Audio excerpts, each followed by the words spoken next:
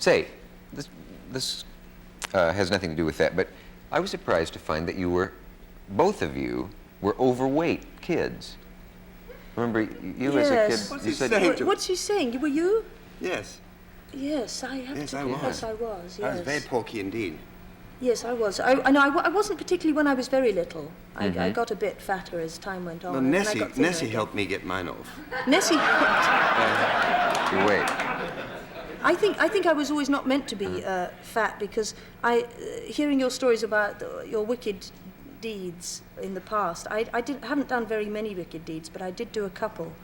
One of which involved publishing in the school magazine something that I read out of a magazine called Punch. This was all to get back on a girl who had written something about the azure sky, which I thought was absolute rubbish.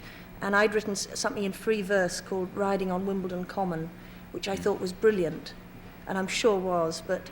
and her thing got in well, and her yours thing got didn't? published, and my father, who always backed me up very well in my literary efforts, wrote a very stern letter to the headmistress saying that Elizabeth X's poem about Azure Skies was rubbish and mine was wonderful, and she wrote back and said she wasn't of that opinion. So the next time, just to show them, I copied a marvellous thing out of a 1938 Punch, and I sent that in, and it got published, and I got a prize, so I felt very guilty then, naturally. I was very upset about it. And the second, then just to pay back, I was very, very greedy at a certain point in my life, and I liked chocolate very much, and I stole a bit from an ill child who was lying there. It was their reward for taking their medicine, and they were asleep, and I took it. And I was also very religious at the time. It's a rather long-winded story. You stole from an ill child? I took this piece of chocolate, but I was very religious. And on my way back, I began to get this pain in my stomach, which anything like that I used to believe was God wreaking his vengeance on me. And so I got this terrible pain, and I saw crosses of light. I always saw crosses of light. When I lost my pet tortoise once, I looked for a cross of light, and there it was. You mean with your eyes open or with your eyes Yes, closed? my eyes open, but I was deeply religious at the time. You sort of hallucinate, getting... Yeah, I think so, yes. Yeah. I saw these sparkling crosses, and I got this pain in the stomach, and I returned the chocolate. And the child didn't wake up. But I think that was really... God took it out on me afterwards, A, for not believing, which I The child stopped doing. eventually woke up. The child eventually woke up and found out chocolate, yes. Yeah, but how can you... So I think that probably made me greedier and fatter. Yeah. But I got told thin. the story, because you realise now that Dick is flanked by 2 English thieves. Thieves, That's yes. right. No, this is Greedy thieves, too, Greedy because of your thieves story of the in our restaurants, youth. yes. I think we're letting down the flag. Both of us. We don't do things like that over here. I'm shocked. I don't know why I'm stuck between you two. I think that's why I like playing wicked people. I don't know why it is. I don't know whether you like playing crooked people, but I hate playing goodies. I think because I suspect I'm a bit of a goody-goody and not the nicest way, with a sort of evil bit at the back. But so it takes it out of me probably to play bad people, which is why I enjoyed playing this bad nanny. Gee, you really are a rotten person. Yeah, To take a kid's candy like No, I gave it back though when I saw the hallucinated crosses. But only when you thought you were being punished. Well, that's true, but it made me see the light. And I gave up religion shortly after as well. Oh, see, okay. Which was not so good. I'd never steal from anyone. I was always a nice kid. Yes? No, it's not true. I did steal a number of things. What did you steal? The statute of limitations hasn't run out on one of them. I'll tell you sometime. We have a brief message. We'll be back. Talking with 2 escaped convicts from another part of the world.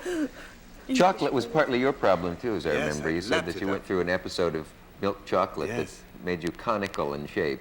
Absolutely conical. I adored it. Imagine you. What age were you when you were conical? 9 to sort of 12, I suppose. And then you met Nessie? Yes. Then And it all fell as off. well. Fell away at the age of 14. That was good. Well, she encouraged you in a lot of athletic endeavors. She did, yes. Oh, it sounds funny. I was slow there. Lynn, Yes? I don't know if there's any time to talk about this now, but I didn't know that you toured Russia one time. Oh, I did tour Russia, yes. With what used to be Sir Lawrence Olivier and is now Lord Olivier. Now Lord, yes. Yes, I did. I went what an there adventure that would in be. '65. That was a terrific adventure, actually. We went to Moscow. We played in Moscow, and I was only in one of the 3 plays, so I was able to get around on the other nights and see all the adventurous things and go to the Bolshoi Ballet and all that. And I learnt to read this thing so I could go on the subway. You know, the alphabet is different in Russia. Mm-hmm. And if somebody says take the subway, it's very hard to know where to get off. So I was understudying in a play for a while before I went there, and a girlfriend and I learnt the letters, which are all phonetic. So we learnt how to get off the subway and on the subway and things like that.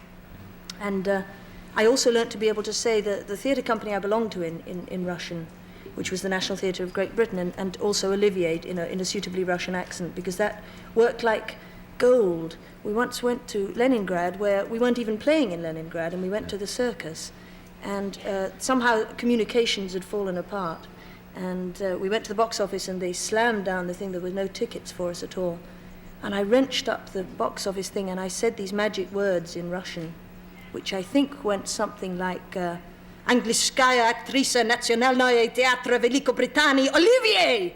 At that moment, the whole thing opened, and they leapt upon us and kissed us a lot, and opened the doors and got 4 chairs and put them by the ringside in a totally full circus, and it worked like magic. It also got us into Lenin's tomb in front of a lot of poor people who'd walked a long way that day, we felt rather bad about that, because they put sort of guests. They don't put you at the front, because that would be not diplomatic, but they put you about halfway down the queue. But And we were in just front by of yelling that much Russian, they kissed you. Yes, and let us in. You should have done which your was subway good. stops for him and see what Yes, it is. that would have been good too. Lenin's tomb. Now, when was this? Because Lenin's This was tomb in Lenin isn't there 65. anymore, is he? Do I mean no? Do I mean Stalin? No, you mean Lenin. I think I mean that Lenin. No, wait. No, I mean Who Lenin. did they remove? Oh, they removed. Well, whoever they They removed no, wait a Stalin, minute. didn't they? Yeah, from Lenin the, is there. And was Lenin's very flat now, because they didn't fix him upright when he died, and why I don't know how they preserve bodies. I never discovered this, but don't they inject some sort of fluid? This is a rather nasty story. I'm not sure they know what they do, but Well, it's actually Lenin's whatever body they lying did, there, isn't it? I mean, it's- he one day he collapsed a bit, so they took him out and they brought him back, but they didn't bring him back very well. So his face is fine. This is a nasty story you've got me onto, but his body is well, completely you're a nasty flat. girl. It's totally flat. It's very worrying. They don't let you linger long to see how flat it is, but they keep you walking. And is it true that people do stand in line for Oh, yes, every day. part of a day every to day get in there's and- a queue maybe a couple of miles long, a line, I mean. Well, who was removed and put in the wall? When they removed one of the body, there was... I think we'll all be in the wall after this program. Who was in the wall? Does anyone Well, know? who was in the removed wall? They removed Stalin, didn't they? Right, From well the, then I saw He Lenin. was dead. He died in his bed, Stalin, didn't he? Yeah, but then didn't they put him But there yeah, for there's a time? wall alongside the Kremlin, very- where some of the heroes and Yeah. some of the astronauts and people like that, and the famous people. I are can't there. imagine being in Russia, and I can't imagine being in China. I'd never even been to Europe until a couple of years ago, and I couldn't imagine being there. But even though I've been there, those places seem so remote. Yeah, it did seem that I very can't- remote, and it was seems like a marvelous. dream though, to because wake up and be in. if you're an actor, it's marvelous to visit Russia, because actors are highly regarded people, as are ballet dancers and circus artists. And so just to be an actor, you get treated enormously well, and people are terribly glad to see you, even if they don't know who the hell you are. They knew so Olivier, they knew Olivier. They'd only seen him in Lady Hamilton up to that point. And so In the movie? they'd never, the movie of Lady Hamilton. Have you been to Russia? No, never have. Yeah. I'd love to go there. Oh, it was fascinating. It was a What lovely plays? place. Which plays did you do there? Well, we did Othello, which I wasn't in, which Olivier did, and Love for Love, which was very obscure to them. There was only one laugh in the whole. Love for Love is a restoration comedy by Congreve, and is enormously funny to English audiences. But it had an instant translation.